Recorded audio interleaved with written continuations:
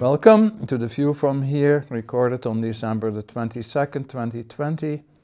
I'm happy to have again as a guest here today, Len Weldon, semi-retired oral and maxillofacial surgeon, who is also a poet and an ace in the game of croquet. Thank you, Gerhard. And those things are just as important as the first one about professionally. I think they count as much in life. Our discussion and videos today will not address the COVID crisis, but in the spirit of the season, will bring some light, some laughter, and some inspiring human stories.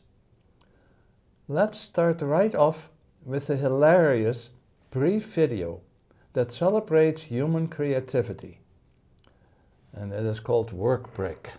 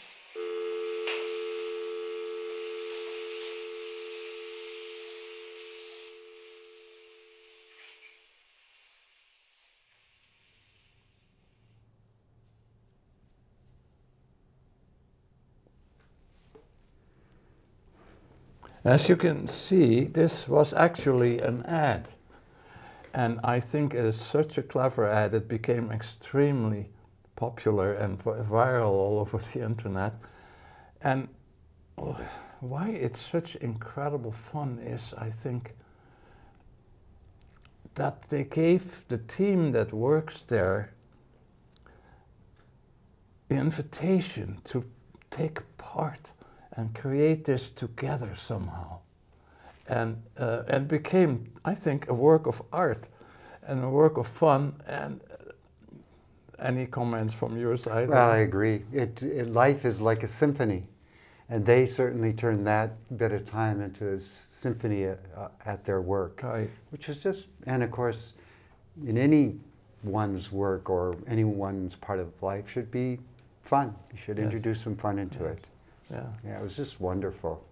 I commend them. It was a great thought. Yeah, it's a fun, good fun production. one. It's been on the internet for years, and some people probably have seen this already, but you don't mind seeing this again somehow. No. Anyway, it is delightful. And it's kind of a sad footnote that this type of creativity by a team is not likely to happen at the current time because of what is going on. Yeah. And so we need to really realize that these human things, singing together, making music together, creating something, are as important as eating and drinking, and so we should not forget that. Yeah, simple human interaction is wonderful.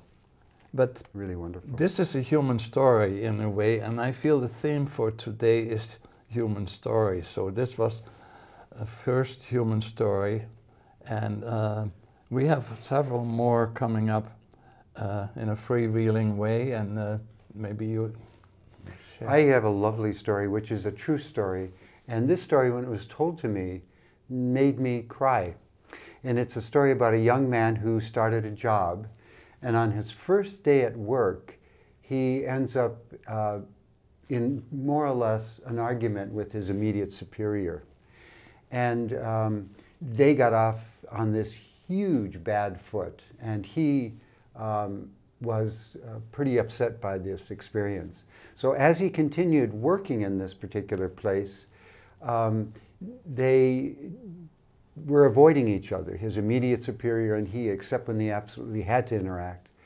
And his immediate superior was insightful enough to realize that the young man was just anxious or really kind of, in a way, scared.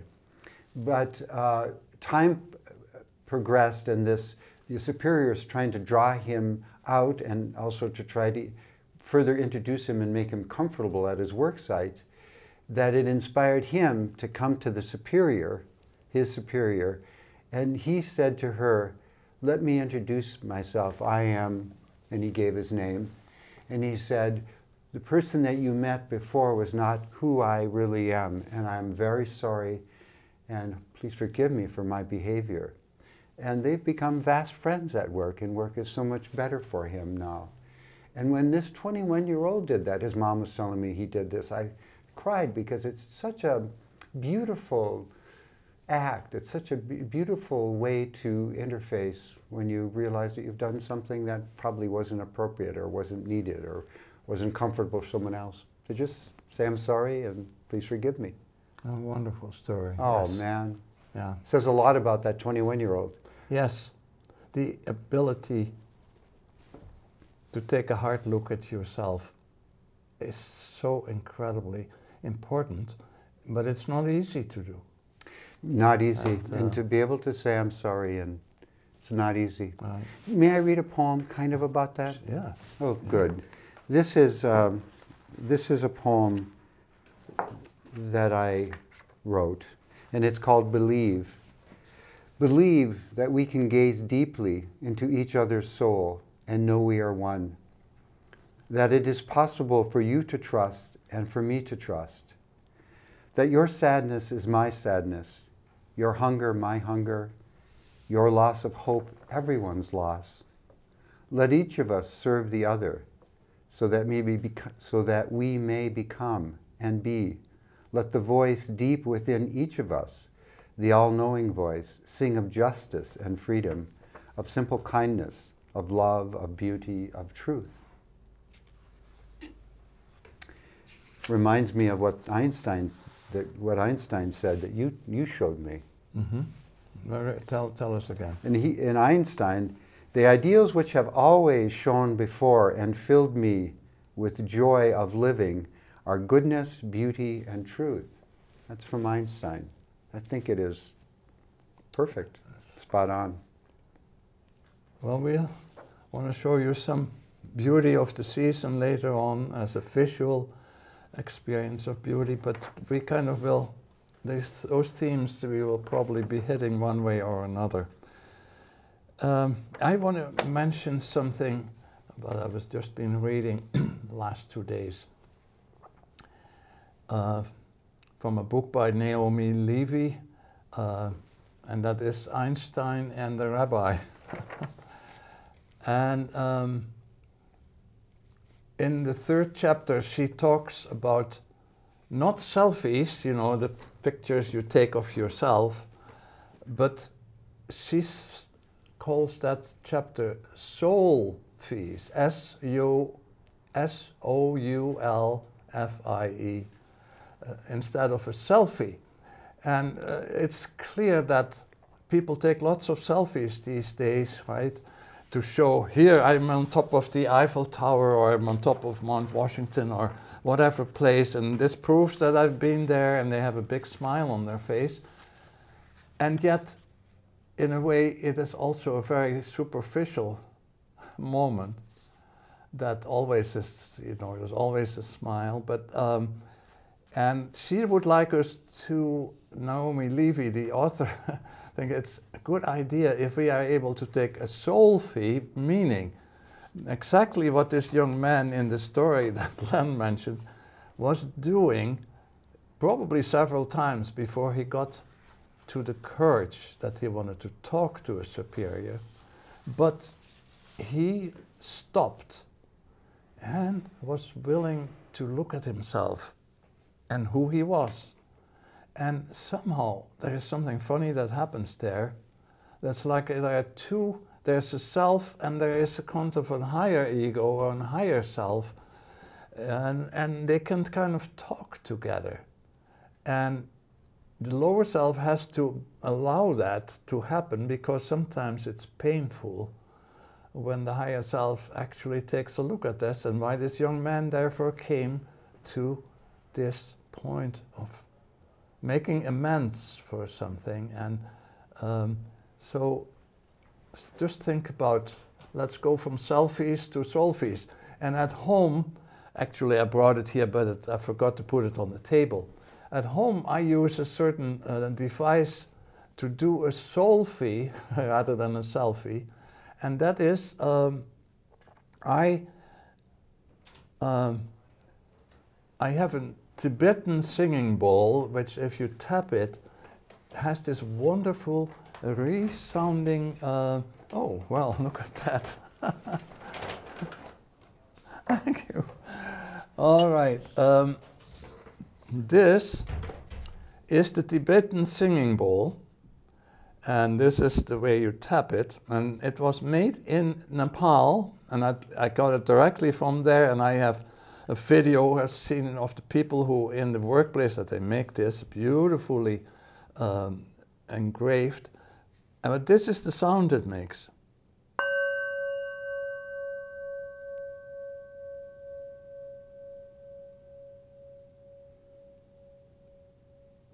Yeah. It's amazing how long you can hear that. And if you do listen for that sound to fade into silence, it's like, it's a good stopping point in your life where you can ask yourself, okay, where am I in the day? How am I doing? What might I do differently? You take stock for a moment. And so that is my little story about Naomi Levy, the author, and the soulfies. You have any other poem or story or? Well, what you just said was beautiful, of course, and to just take stock of oneself and to give yourself a moment. And I also decided at some time in the not too distant past to really not argue. I've felt like in any argument or trying to prove one's point that I never felt really happy inside, even if, say, my point was valid or accurate or that I could somehow prove something. It wasn't a lot of fun, so I've sort of given up on that. And just to listen to another point of view, even if you don't agree with it, even if it is provably not accurate, to just give someone that time to talk, because they may discover in themselves that, well, maybe it isn't the right point, or perhaps by not arguing, they get a sense of, well, maybe it's not so great to argue about stuff anyway, just to listen to each other. So to listen to each other and to listen to oneself is certainly really important. But if I may, I'm going to change the tenor a little bit. I wanted to read you a poem just called Kitchen Art. And this poem kind of reminds me of the workplace symphony that we saw at the first part of the program. And I read this poem because I greatly appreciate what other people create. And sometimes it's called art or craft or just fun. They create fun. This is called Kitchen Art. Kitchen Art. Pot of pasta, tangled mess. Jackson Pollock, do your best. Fly upon the kitchen wall. Proboscis, probing all. Your movements and manner caught my eye like an optometric scanner. I wonder whose bug am I as I ponder the life of fly. But bust I must the back of fly. With a pitch of pasta he will die. A palm of pasta awaits to fly at fly. And with my arm a trebuchet, I flick the sticky mass away. Pasta pounds the plaster wall like a bat against a hard-hit ball. Fly escapes in the nick of time over the fence with that imaginary ball of mine. Stuck upon the kitchen wall, pasta poses, but does not fall, drops a bit and forms a form, pleasing to all. It's funny, so to tie it together, whatever we do, it's some action that someone else is looking at, and I might be a fly to someone else when I am being an irritant with what I say. So for me, I've learned to be a little quieter as well. I had totally forgotten about this poem, which I've read. I have your book, but and I just wonder where that came from when you wrote it. And it is so wonderfully lighthearted, like the first video we showed. Yeah. Totally lighthearted. I see that pasta hanging on the walls of the kitchen. Yeah. And I wonder, did you actually have an actual experience about throwing pasta to the wall, or? Well, a quick and brief story that all ends well is that I'm married to this lovely woman. And of course, we've had our fights over the last 43 years we've been married. And one of our fights, she was making pasta and threw a spoon of pasta at me. So that may have been the progenitor, though that took place quite a few years ago. Sort of funny. It's a wonderful poem. I think I love it.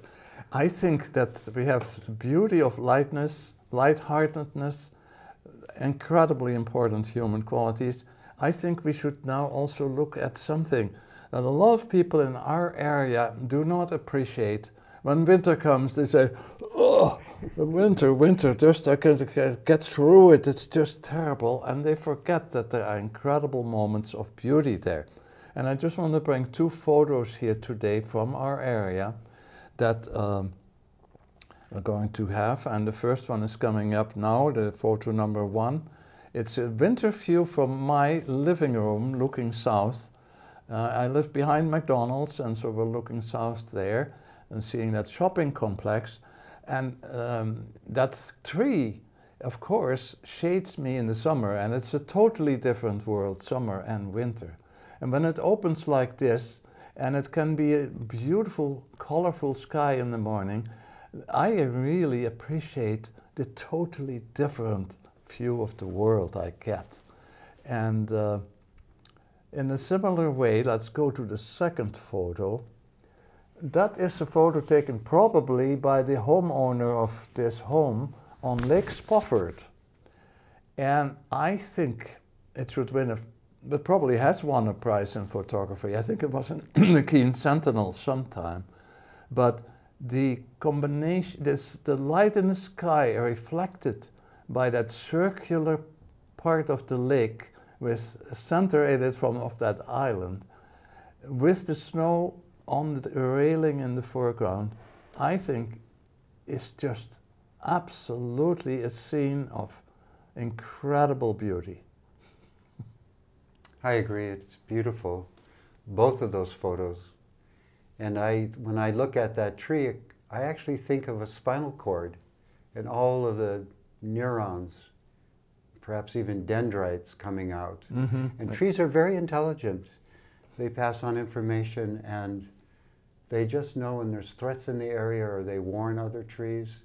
There's so much that we don't know about so many things, and we make some assumptions that sell ourselves short and sell other things short. Right. Yeah, those are gorgeous photos. Thank you for those. Mm-hmm. And then we have a little bit of an agenda. It's been quite freewheeling, but we want to get to the PDF number 2, the Pierce quote and emblem. And the reason I show that, I want to mention the Pierce website.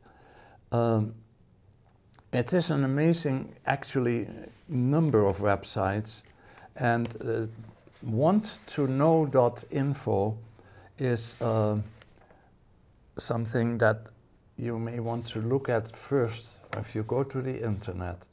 wanttoknow.info will get you to a very important website where you get views on history and what's going on in the world that is deeply researched, goes way beyond the history you learn in school. But then there are other parts of those websites that are there with inspiration, with wonderful, lighthearted and deep-going videos, short ones, that show human nature at its depth and its most wonderful. There are a lot of people whose life has been changed and inspired by this website. And they have an insight course, and from the foreword, we're going now to the next item, Pierce Fluid Intelligence, and the title is Fluid Intelligence and Transparency, but that sounds a little heavy. But look at this quote: "Don't be trapped by dogma, which is living with the results of other people's thinking. Don't let the noise of others' opinions drown out your own inner voice. And most important, have the courage to follow your heart and intuition." And that quote comes from Steve Jobs, Apple CEO. And the man who started these websites, Fred Berg, was a translator for presidents. He translated in high-level international meetings between presidents of this country and other countries, and ministers. And in 2004, he left the department and where he had been working all these years for both Republican and Democratic presidents, because he felt that the demands of secrecy were just getting impossible, and he wanted to be able to communicate with the world in a free way that he was not able to do. So those websites are very, very inspiring, and I highly recommend them. And we're in closing in the next 2 or 3 minutes. What I'm waiting for you for the final word here. You're lovely. Well, thank you for the last segment here, which I think is just really beneficial. And I wanted to probably, if I may, just read 2 more poems, one of which I wrote because of my 3 children kind of being captured by the electronic world. And that's the electronic world is a good place, and the website that we just learned of, good to explore that. It's a great place to learn, though they don't want this kind of behavior, this indoor getting on websites and phones dominate. And so I ended up writing a poem for my children, or to all children, and I did it in a poem form because, one, that's what I do. 2 is, I mean, my children just get sick of me telling them what I think they should do. Anyway, this is called Buddha Text. No, I'm so sorry. I got the wrong one. Let me find it. Just give me one moment. And I'm sorry, I didn't find this earlier. Well, let me quickly move to something else. Instead of that, I wanted to say I used to practice oral and maxillofacial surgery on Main Street, and one of the things I did on the weekend greatly was, 45 seconds, was to pick up litter. There was litter. My office was at 272 Main Street, so I'd pick up litter. So I wrote this poem called Keene State. Main Street, Keene, a place of dreams, my place of work, all resting on Mother Earth, thank you. Friday and Saturday, puking and pissing, beer cans, trash, and much more strewn about. The ground saturated with alcohol, wobbly ants, stuporous worms abound. Entomological rehab centers everywhere, all around. Bigfoot, Keene State, all resting on Mother Earth, thank you. Sunday litter picking, my humble gift to the Keene State academics, and to those littering, soon to be lettered, all resting on Mother Earth, thank you. What to do? Forgive, love, hug a littered student, be grateful, create beauty, all resting on Mother Earth. So when I picked up litter, I just wanted to say thank you for Keene State, so important to our community and those students. All right, and we are getting toward the end of the program. The last video coming up, and that is called Challenge Day, and you may have heard of it in high schools.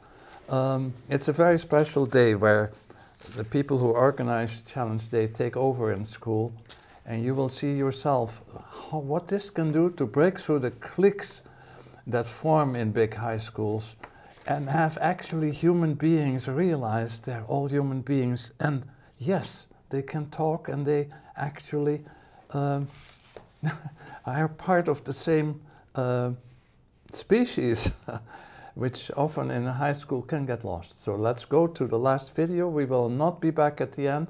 Thank you. Hope to see you in 2 weeks in the new year, probably. The day starts with games to loosen up the uneasy crowd. Then, people start getting real. If you really knew me, I lost a cousin to drugs because of suicide. That's why I hate drugs. If you really knew me, I had troubles with me and my mom actually talking. My parents expect me to be what I'm not. I think the barriers came down when we all started crossing over that line. So every time you step across this line, you're going to step into a group that has less privilege, less power, and can sometimes be abused physically or emotionally simply for being who they are. Please cross the line if you've ever felt hurt or judged because of the color of your skin.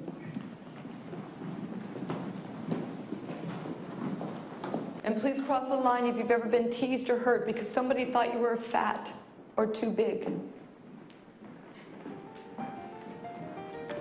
And please cross the line if you've ever been teased or hurt for wearing glasses, braces, a hearing aid, for the way that you talked, for the clothes that you wore, or for the shape, size, or the appearance of your body. I don't wanna be low, don't wanna be sad, don't wanna be mixed up in my head, don't wanna be nasty, don't wanna be cruel, I just don't wanna be the reflection of you. Ashes to ashes and dust to dust, ashes to ashes and dust to dust, sticks and stones will break my bones, names will always harmed me. That's how easy it is for us all to come together. Today we want you to see you're never really alone. Where people actually start opening their eyes and seeing that they're not alone in some things. They start seeing through somebody else's eyes. I see you and I see me and I don't see too much difference, man. As a matter of fact, we wear the same pants and same shoes. Only difference is in our left pocket, there's a different color rag. I'm tired of seeing that, man. We're seeing it outside. And I want this to stop, honestly. I don't even know what to say. That was a little scary.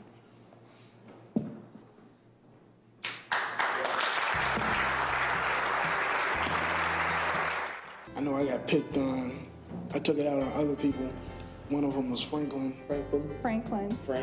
And I've done it myself, and I'm sorry for it. I am truly embarrassed and deeply sorry for it, man.